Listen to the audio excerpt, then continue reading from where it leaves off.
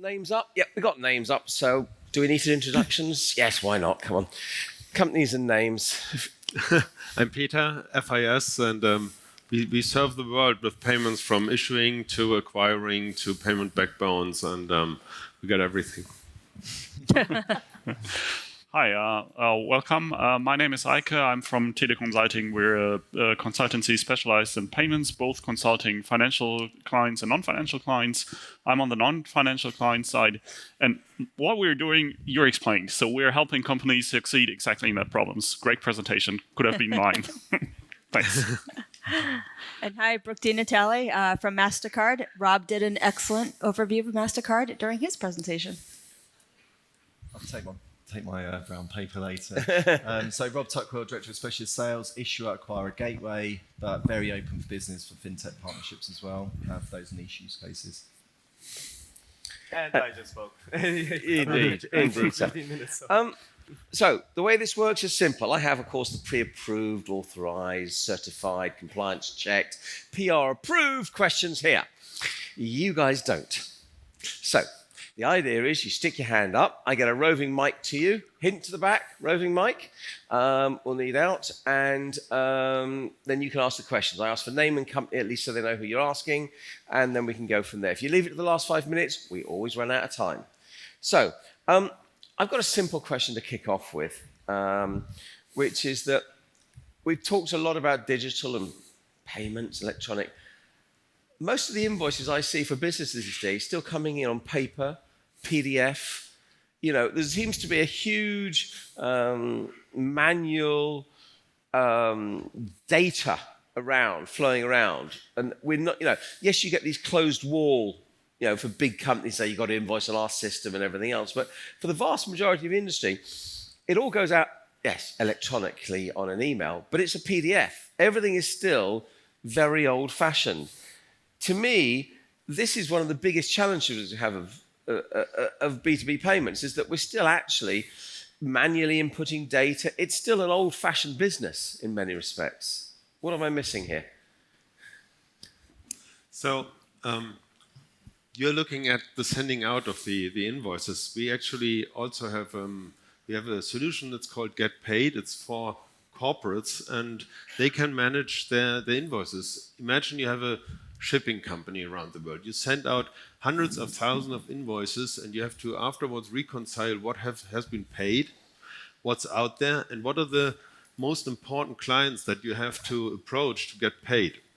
So the system connects the ERP system together with the banking and with your email system and reconciles all the payments that are coming in. And then it looks at the payment behavior of your own clients. And if a client is paying month by month on a regular date, that's super. But if that client starts missing out on a payment and pays like 3 days later, you have an indication maybe he's in trouble. So what the system does, it pulls it up in the priority list, and then it actually gives it to your service agent to call him up really early the next day. And then we have a self-service portal. And that's a point that we already heard. You offer them to pay directly with a credit card. So you get your money really fast from your customers that they pay it, and that you don't have to, well, somebody else gets stuck if they go bankrupt. Yeah, I have something to add to this. I think if you ask the reason why, because I think the solutions are out there. There's many solutions out there like you're talking about now. But if you're in finance and accounting, you know that things don't change. Things have been running as they always have. There's not a lot of these kind of disruptors within companies to say, let's take a look at our finance and accounting. Nobody's doing that. They're like, oh, let's look at our checkout page. Let's look at this, the things that are revenue generating. And finance actually gets left behind. And I often find that this is the case for every company I've worked for. And I think the problem is also fragmentation, because in B2B you always have accounts payables, accounts receivables, both with their own systems, their own governance, their own policies. Surely we should work together. That's the problem I'm saying. And then that's what they are not doing, because they're all focused, and this leads to situations where you have like this one company, ABC, a big tech, saying, I'm going to sell B2B services, but I'm only accepting credit card. On the other hand, you have the brick and mortar company saying, okay, I need an invoice, I need a term of 30 days, and I'm only going to pay by bank transfer. And it took like days to resolve this issue in the company just to get paid. And that's a situation we're still seeing today. Yeah, I think you've got to really understand, as a payments industry, we really need to understand the procurement industry a lot better. There's 8 steps to the procure-to-pay process. Your chart was good because it's 8 steps that are headline level, but underneath them is probably 10 subsets, and there's lots of manual intervention, lots of wasted time. And so if you want to put a card payment into that journey, you need to know whether it's pre-invoice or post-invoice, and that is the critical thing. So just knowing about payments and knowing about the card rails is only half the battle. You really need to know your onions about that procurement journey and the role that card plays.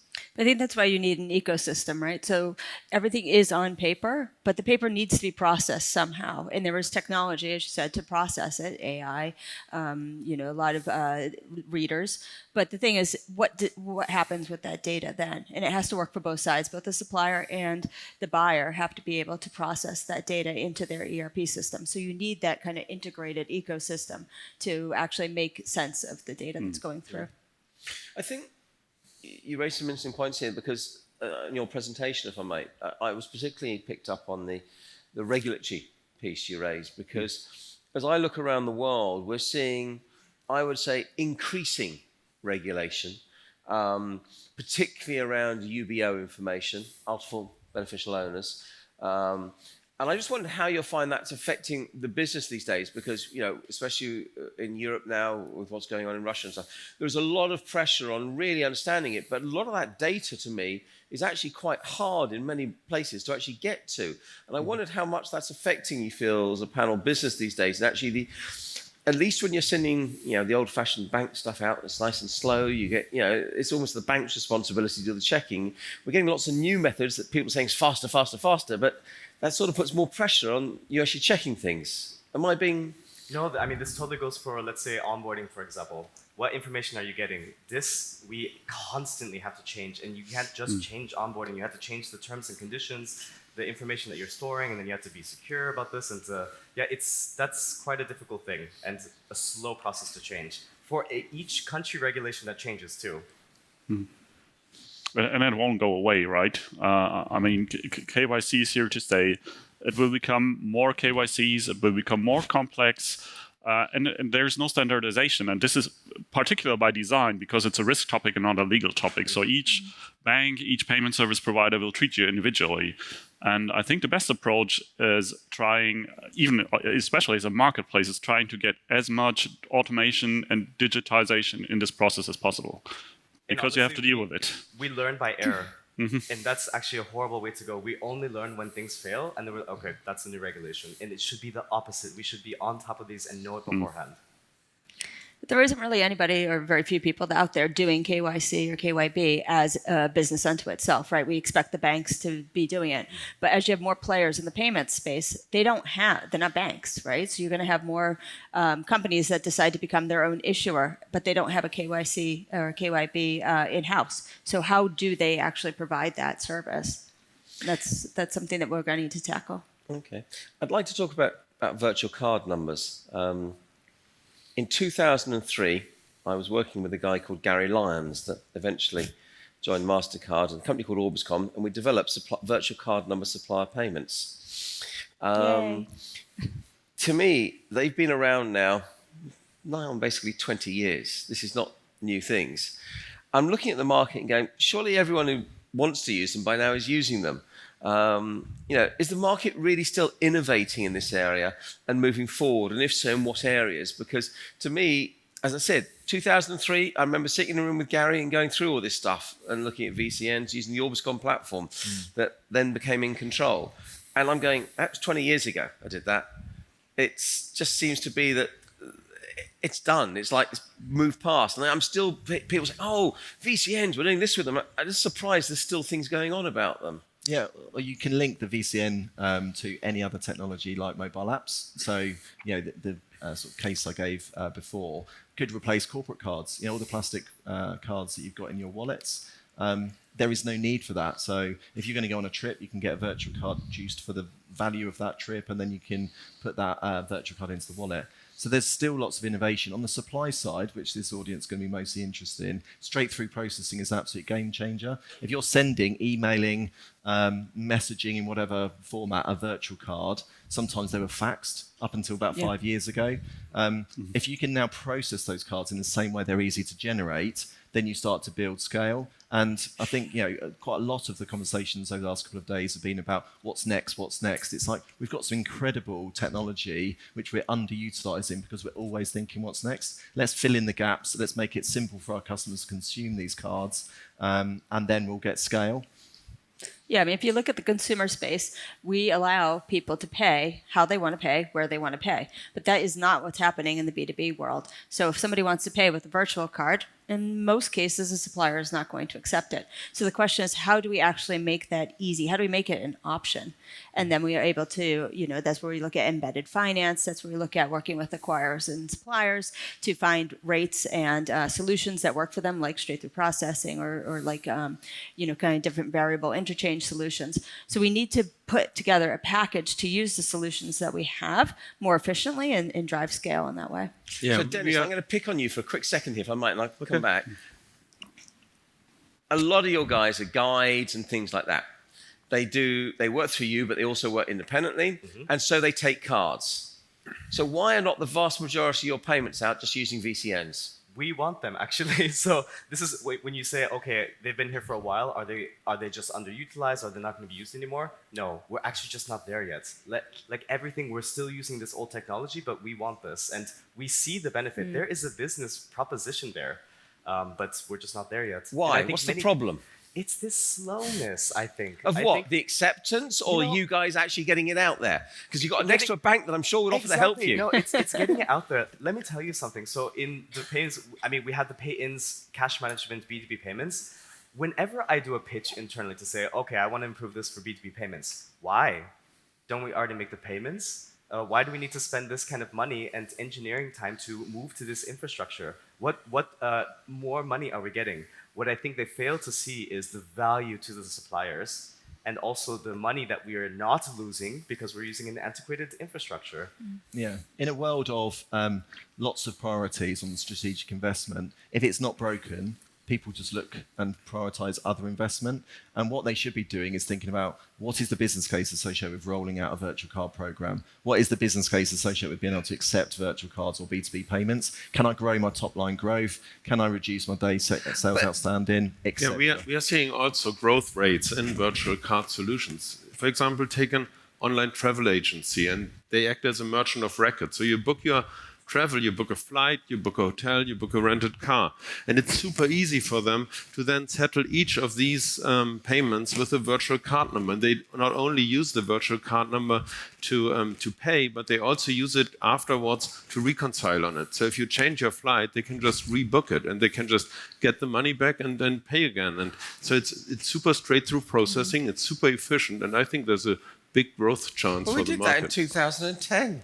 We're still growing. You might, in 2007, I remember doing that. That might be the early adopter curve. What you need to do is get to scale. I'm old, sorry. Yeah. All right, we've got a question. If I could ask name and company and then your question.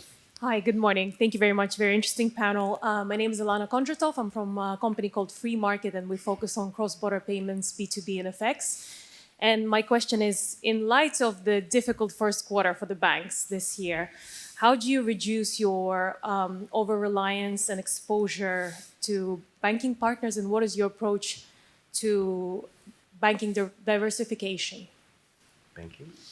Oof. I have an answer as well, but good. Well, you go first while I think about it. Let's say for us, so we are the ones selecting the banks that we need to work with. So the diversification is really important. I will be honest, we did have some money in SVB. Luckily, we were able to get it out, but this just kind of was a wake-up call. We do already have banks, but we did have to spread out everything because let's say that before you can make the payouts, there is cash sitting all over in different banks and different currencies. And yeah, this is a real thing. Also, what we really look at is the stability. I know that's really hard, and I don't mean the stability of banks. Every single third party, any company that is not ours that we are working with, connected with money is going there, we will look exactly at your stability. We will ask these questions, and this is different than what it was 2 months ago. Yeah, I think if I'm answering as an individual, not as a business, not a representative of Barclays, I think you need to look at each of those banking failures or crises individually. Silicon Valley Bank was exposed to bonds. You've got Signature Bank in the US that was exposed to crypto.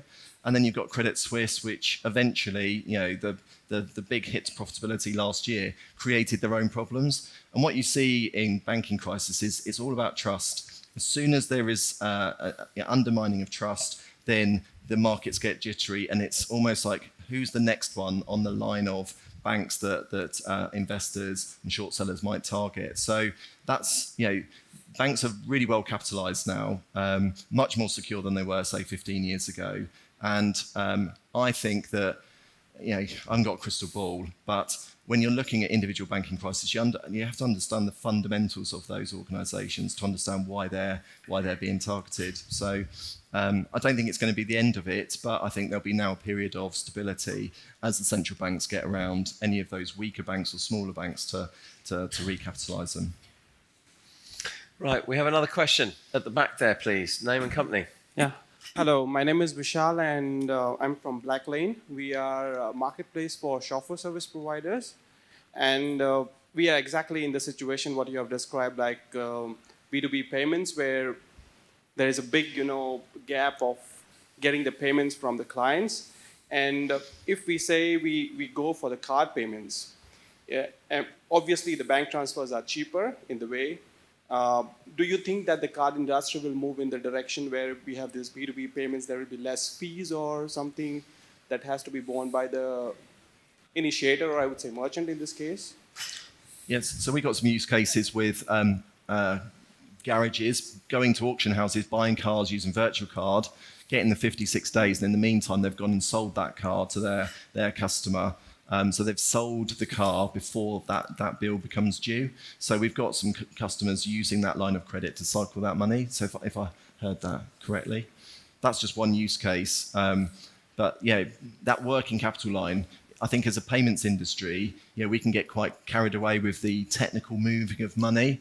But when you talk to corporates, whether they're small SMEs or large corporates, everyone wants a line of credit. And so I'm really interested in the B2B. Well, I was going to say, that almost brings you on to the buy now, pay later that we've seen come out of the consumer space. Yeah. And I'd be interested to know the panel's views on whether we're going to start to see some sort of buy now, pay later stuff start to come in, because that seems to be what you're implying, that there's a big demand from certainly the smaller end of the sector for that. Well, the status quo is buy now, pay later. If I'm your stationery provider, we'll agree some terms of 60 days, 45 days, whatever it may be. So it is buy now, pay later. Only if you've done credit checks on me. Yeah. There's a lot less, there's a lot of SMEs out there who use a wide variety of companies, may not be nice and Dun & Bradstreet approved and everything else, and they're being made to pay up front. I'm just wondering if there's more of a buy now instant type. Don't need to open up an account, if you look at what you do in the consumer space, there's hardly much KYC done for buy now, pay later. It's a corporate card for that, or purchasing card or virtual card. There's a perfect solution for that today. I think sometimes when you're looking at the next thing, you've almost got to benchmark it against what's available in the market and say, is that fundamentally better than what we're offering today? I think there are many solutions out in the market based on factoring, basically, but these are tied to traditional sales channels offline, like these long onboarding process, paperwork, and so on. I think there's a large demand, especially when you're looking also on the e-commerce side. So I think roughly 1/3 of the buyers from the B2B buyers would expect financing, and this also includes, for example, leasing, as a payment or option in a checkout process. And the big challenge is how to digitize this process in order to make it real-time, to get a real-time credit decision and really to decide whether to enable a customer to use such credit line or not, if it's not card. Yeah. Yeah. And actually, to kind of go back to your question, so you're talking about paying to card, yeah? But I would also say, maybe think of the alternatives that are also popping up. They're a bit newer. So let's say bank-to-bank, let's say open banking, for example. Or wallets. They're also real time, not using the card networks. Well, some do, but I would also look at these kind of things too. It's interesting you mentioned open banking there. Today, I would argue we've seen very little effect on B2B payments of open banking, as in coming together. I'd like to get the panel's views on this, because if we look at the global map of where open banking going, we've got Saudi Arabia launching it all the way to Mexico and Brazil. It really is gone global, probably almost like wildfire, I'd argue. But I still haven't seen that wildfire really jump into the B2B payments area yet. I'm wondering what the panel's view on, do they expect that to happen, or is it just not needed in this area? I think it's not unusual to start with consumer. I mean, if you look at contactless or mobile payments, you start in the consumer space and then eventually it gets adopted into the business space. And I think, as we were saying before, some companies, most companies, are very slow about adopting new technology and looking for new solutions.